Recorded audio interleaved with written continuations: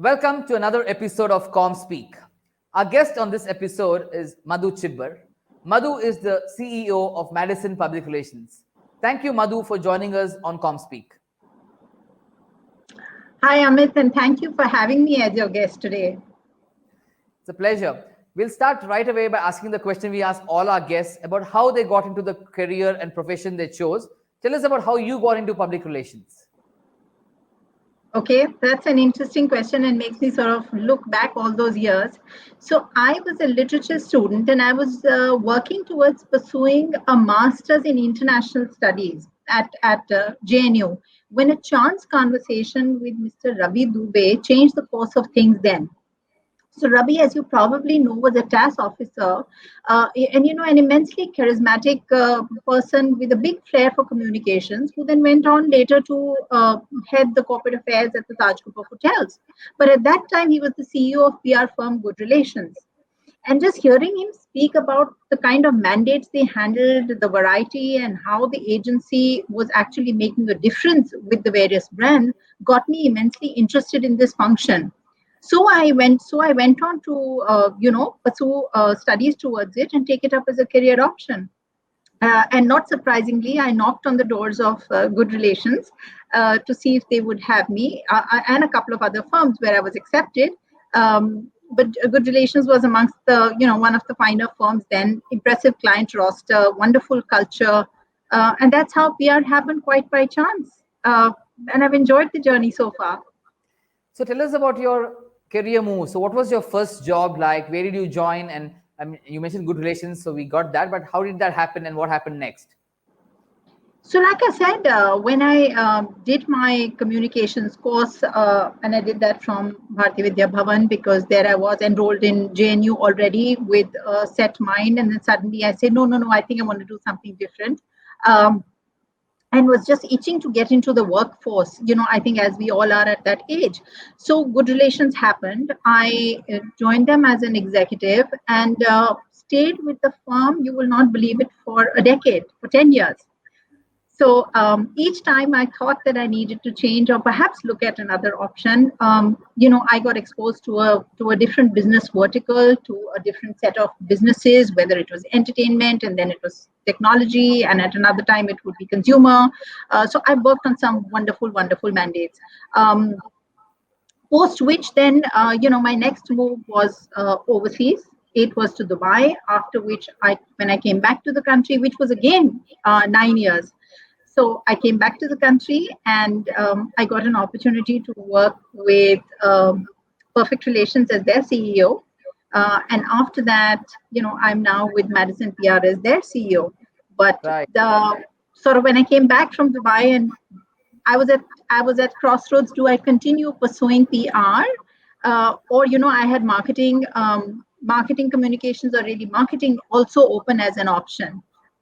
Um, but I think I Interesting. said I'm I going know to ask you to PR. hold on to your thought there. Hold on to that. A lot of our viewers are youngsters who are curious about how leaders in the world of PR achieve what they do. So tell us about the story about how you got your job in Dubai. If you can give us some details of what happened that led to you moving from India to Dubai and working in corporate communications there, that would be helpful. So what made me shift from from India to Dubai? So, I was at the point where I had put in a decade at the agency, and a very happy decade. I had got these various opportunities, but I felt that the next phase of my learning would come from moving to the unfamiliar, from challenging myself in some way. And I have to be honest, pursuing opportunities or examining opportunities here with a greater heart than anywhere else. But I was headhunted for the job internationally, that initially I wasn't even responding to. But life has its own plans. So the Dubai job presented an opportunity to work with a diversified business conglomerate that had a host of brands, like over 100 brands that you can only dream about working with, and all under one roof. Let me tell you, it was from automotive to real estate to retail, partnerships in construction, freight transportation, precision tools manufacturing. I recall they had a travel agency, healthcare, cinemas. So, a very vast portfolio, a multi billion dollar group where I got to work on with 100 No, so my nationalities. question is not that. My question is, how did you get this job in Dubai? Did you apply online? Did a headhunter I had find a you? headhunter. I had a Okay, headhunter call me nonstop, and I sort I of see. wondered why. And later, what I realized was that I worked on the Cartier mandate. I worked on Lakme India Fashion Week, and somewhere there they felt that um, I done well. And Cartier in those days was headquartered out of the Middle East, out of Dubai. So I don't Interesting. know if there was a link, but I can only Right. tell you I was headhunted. So I'm sure you came back to India for various reasons, but what led to that? A lot of people who leave the country for career pursuits don't come back typically. What led you to come back after close to a decade stint in Dubai?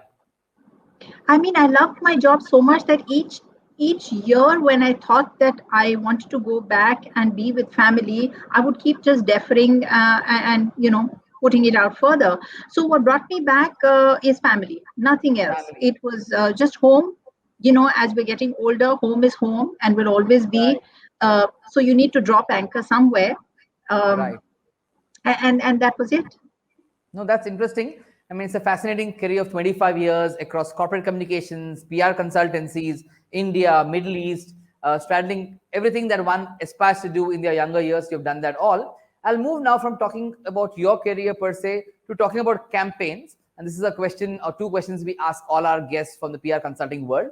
First is, what is that one campaign? And you may have more than one, we understand that, but one that stands out for you that you did not work on, but you saw that campaign from a distance and said, wow, I wish I worked on that campaign. I wish that was a campaign I was part of. So tell us one campaign. And the reason we ask this question is the youngsters who don't know too many campaigns that they don't see easily learn from these campaigns and then can go and search more and know more about this campaign. So one campaign that you did not work on but you admire very much, which is that?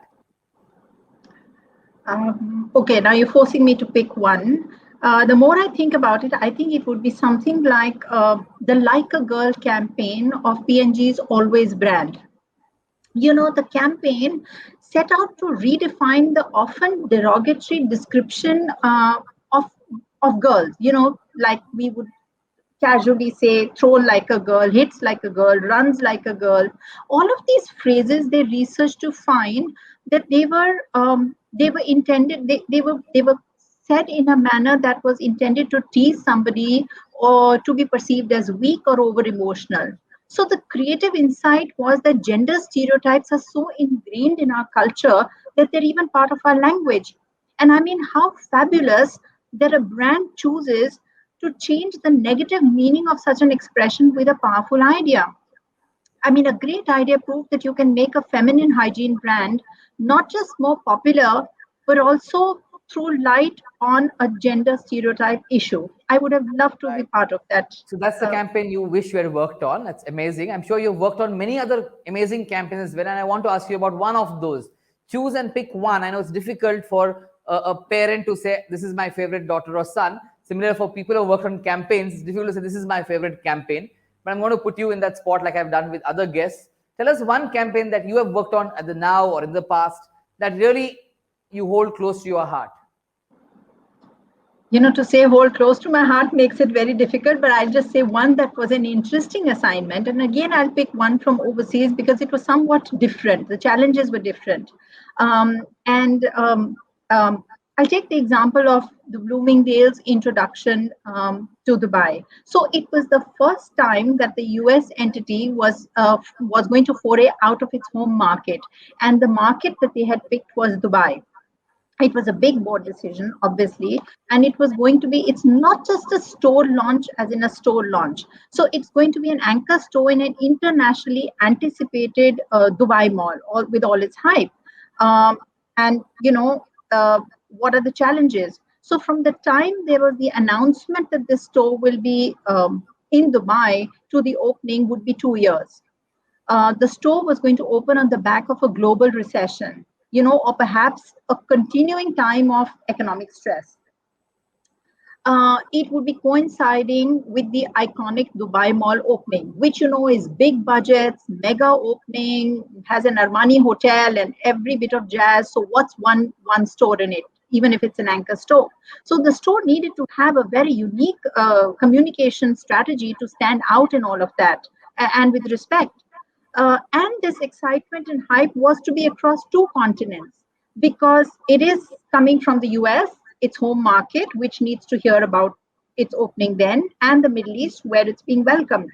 So, in all of that process, I got to interact with some very tall leaders in retail, people like Marvin Chow, who had been CEO and president of Bloomingdale's for 22 years. And the reason I sort of name an individual is he was very interesting. He was called the retailing impresario, if I recall correctly. And he was credited with having convinced Queen Elizabeth II and Prince Philip to visit the store on a tour of the US, when he was the chairman.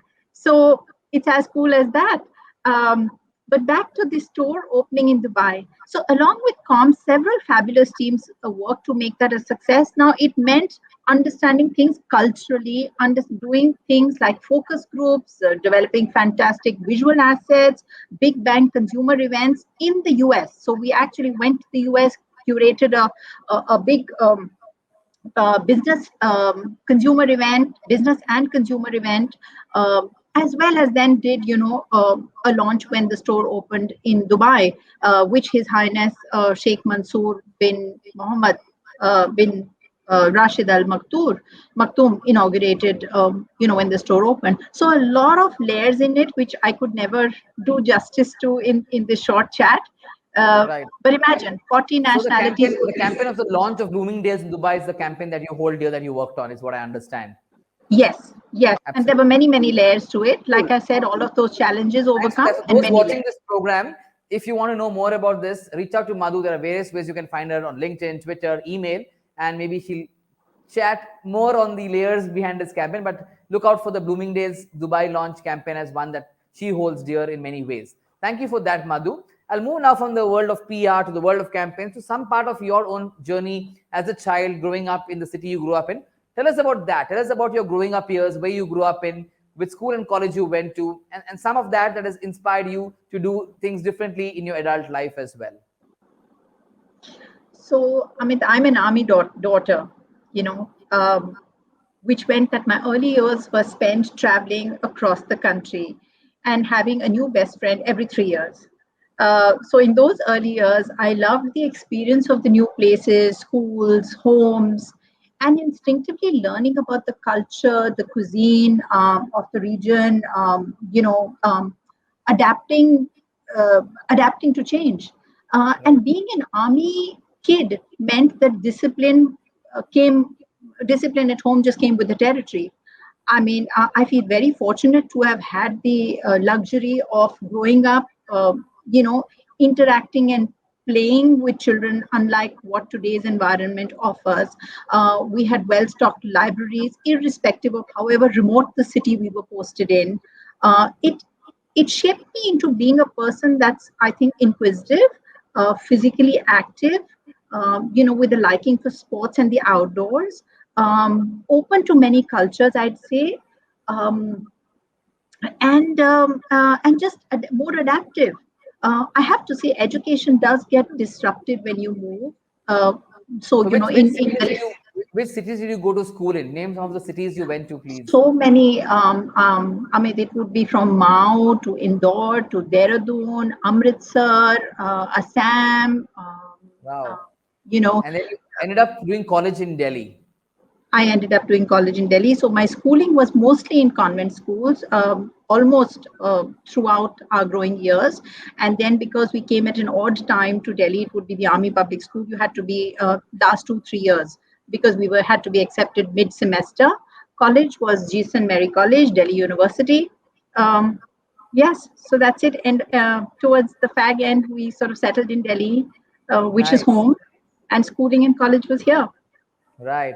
Tell us about what you do to unwind. How does Madhu Chibbar spend leisure time beyond work? Um, it's cliched as it sounds, but I do love to read. I love painting, painting across mediums. I like pottering about in the garden. I won't even call it gardening, but I'm fortunate to have a little place which allows me to do that. Right. I like to go for walks. Unfortunately, our city life takes the joy out of that, but I still love it.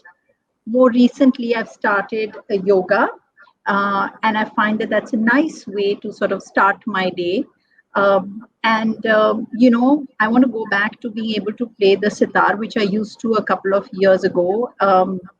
And I think these are just, I'm not going to add baking and cooking because I think that's just part of everybody's life. But yes, these are the things I do to unwind. Nice. No, that's good to know because everybody has something they do to de-stress, unwind from a rigorous day at work, and completely understand that. I'll now move to asking you for a couple of more questions before we move to the final part, the rapid fire. There are a lot of youngsters who are choosing a career in PR, and in the last 15, 20 years, PR has emerged as a career opportunity for youngsters to embark upon. What is your advice to young people in their 20s, 21, 22, just out of college? What is your advice to them if they are choosing to make a career in public relations?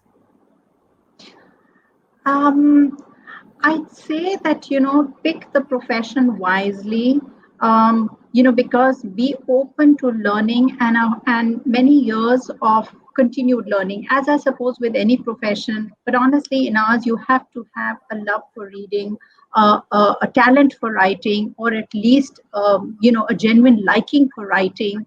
And there are so many disciplines today to be able to choose from, unless and until you're going to have a nose for attention to detail, and all of the basics that I've mentioned.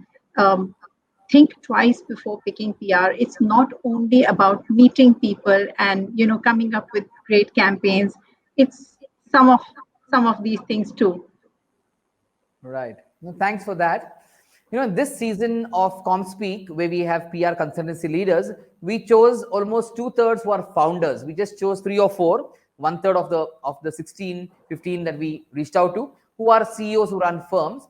And you're one of them. You've had at least four standout jobs. Your first job, Good Relations, the job in the Middle East, then Perfect Relations, and now Madison PR. I don't know if I missed any, but you would have had multiple or at least one or two bosses in each of these jobs over the years.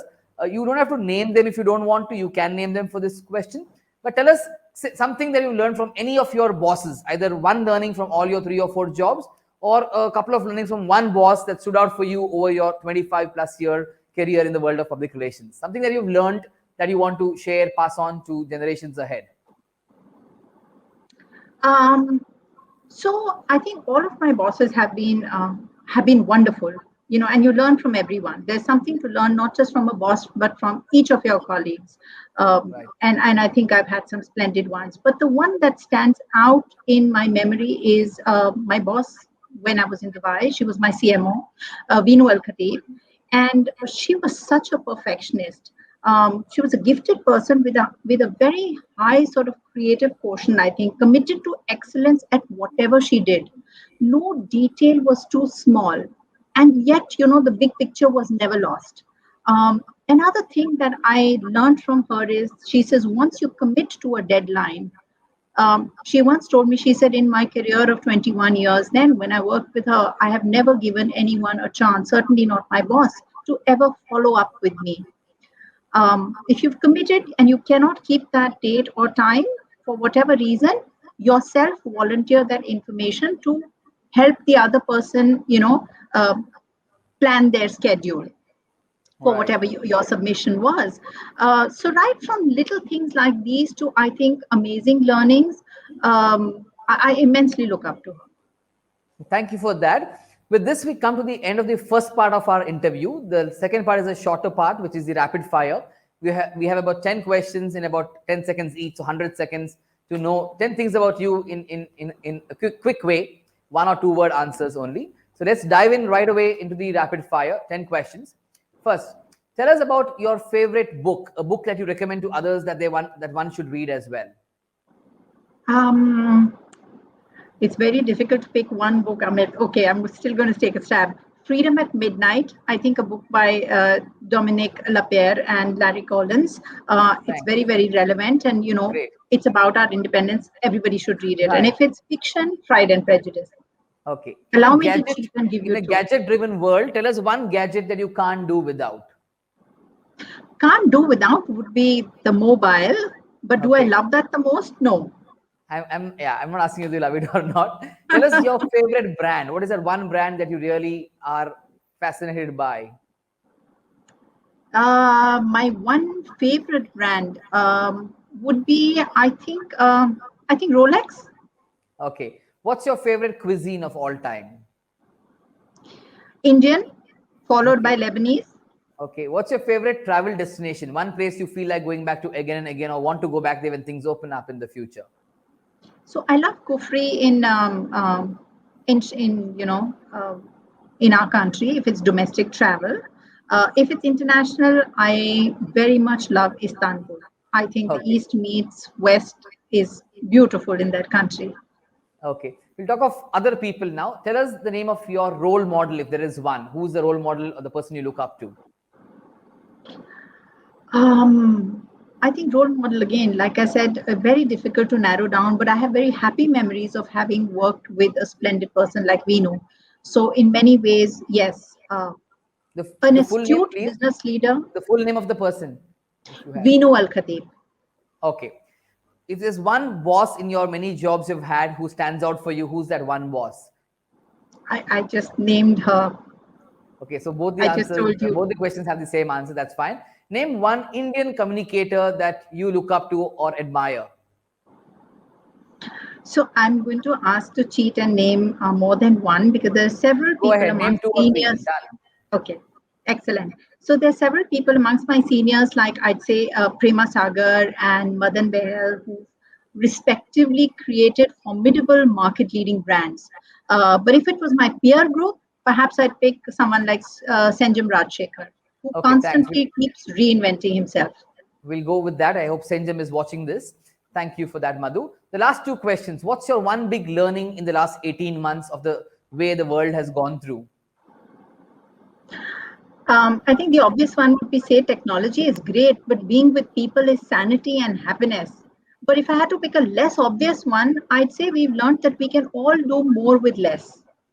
Okay, thanks. And the last one, describe Madhu Chibber to the viewers in 3 words. Ethical, dependable, and I think of myself as large-hearted. But I'll let you tell me about that later. Okay, I'll tell you, I think I agree with all these three. I've known you for a while now and I agree with those. Thank you so much, Madhu. It was a pleasure talking to you. I hope you enjoyed doing this as much as I did. And I hope our viewers enjoyed listening to Madhu Chibber's professional journey in the last few minutes and get some new glimpses and insights into her work life as well. Thank you once again, Madhu. It was a pleasure talking to you. We hope to meet offline soon and catch up and exchange notes on various other things as well. Thank you once again. Thank you. That was a splendid interaction. Sort of get to meet you online, if nothing else, after so long. And yes, a coffee catch up is due in person. Yes, thanks. Thank you, Amit.